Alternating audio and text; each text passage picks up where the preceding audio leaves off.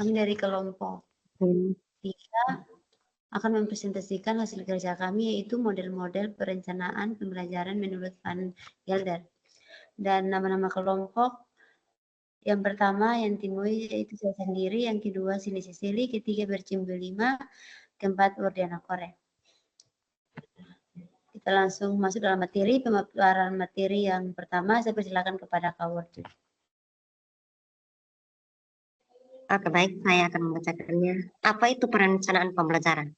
Seorang guru harus memiliki keterampilan dalam merencanakan pembelajaran, karena kegiatan yang direncanakan dengan baik akan lebih terarah dan tujuan yang ingin dicapai akan lebih mudah tercapai.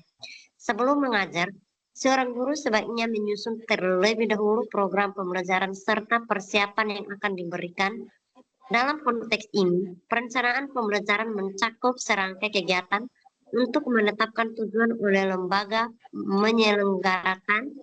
Setelah tujuan ditentukan, perencanaan berkaitan dengan penyusunan pola, urutan, dan konteks kegiatan yang akan dilakukan untuk mencapainya. Selanjutnya, Kak. Lanjut, Kak. Yang berikut, pembelajaran yang efektif. Pembelajaran yang efektif bersifat aktif dan kontekstual, melibatkan pembelajaran kooperatif, serta memperhatikan perbedaan genre dan gaya belajar yang dimiliki oleh anak-anak. Semua ini bertujuan untuk mengoptimalkan kemampuan siswa agar mereka benar-benar dapat memahami dan memanfaatkan informasi baru dengan baik. Pengajaran yang mendukung pembelajaran aktif bertujuan untuk meningkatkan tingkat berpikir siswa dari kemampuan berpikir tingkat rendah atau low order thinking skills seperti mengamati, mengingat, dan mengakses kembali ingatan serta pengetahuan dasar tentang apa, di mana, dan kapan menuju kemampuan berpikir yang lebih tinggi. Oke, selanjutnya Kak Cindy. Baik, selanjutnya untuk mencapai tingkat efektif dalam perencanaan pembelajaran siswa. Yang pertama, menyusun perencanaan berarti guru merancang rencana dengan cermat, memperhatikan setiap detail berdasarkan tujuan yang jelas dan dapat dicapai. Kemudian yang kedua, melaksanakan pembelajaran. Guru memberikan kesempatan kepada siswa untuk belajar secara aktif dan menerapkan pembelajaran mereka melalui berbagai variasi yang sesuai dengan konteks kehidupan nyata siswa. Yang ketiga, mengadakan penilaian. Guru harus mengadakan sistem penilaian yang efektif dan mendidik dirancang untuk meningkatkan kemampuan siswa. Bukan hanya untuk mengevaluasi prestasi mereka, tetapi juga untuk memberi kesempatan kepada siswa untuk menunjukkan hasil pelajaran mereka dalam konteks kehidupan nyata. Selanjutnya, model-model perencanaan pembelajaran menurut Gelder. Yang pertama, tujuan instruksional.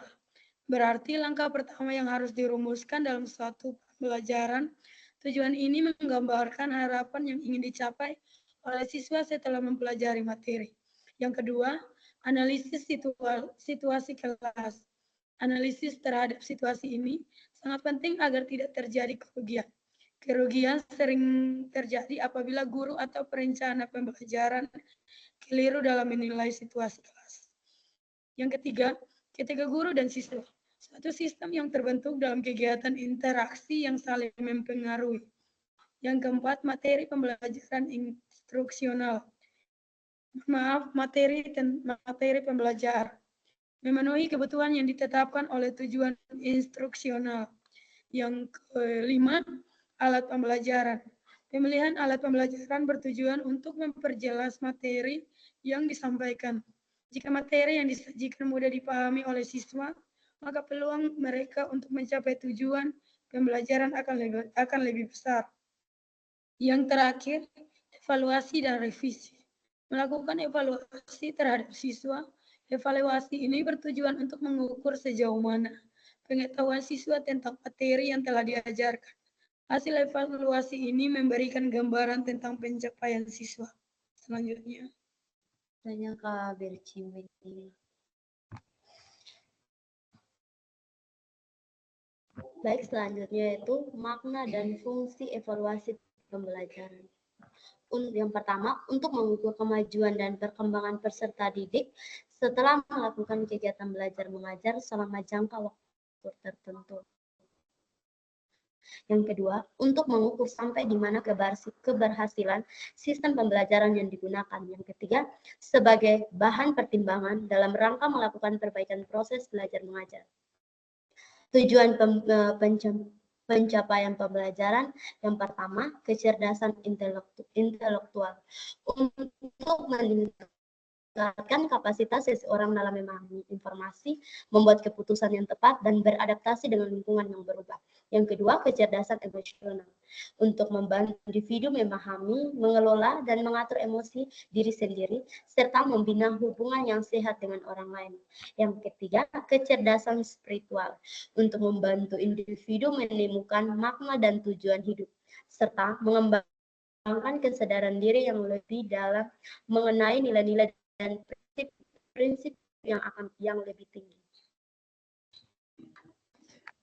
Oke, langsung saja kami mengambil kesimpulan bahwa perencanaan merupakan suatu pendekatan yang efektif untuk memastikan bahwa kegiatan berjalan dengan lancar disertai dengan langkah-langkah antisipatif untuk meminimalkan hambatan yang mungkin muncul, sehingga tujuan yang telah ditetapkan dapat tercapai. Sedangkan pembelajaran adalah usaha untuk mengajarkan peserta didik dalam pembelajaran terdapat kegiatan seperti memilih, menetapkan, dan mengembangkan metode yang tepat untuk mencapai hasil yang digunakan. Demikian presentasi kami dari kelompok 3. Terima kasih. Shalom. Shalom, Kak.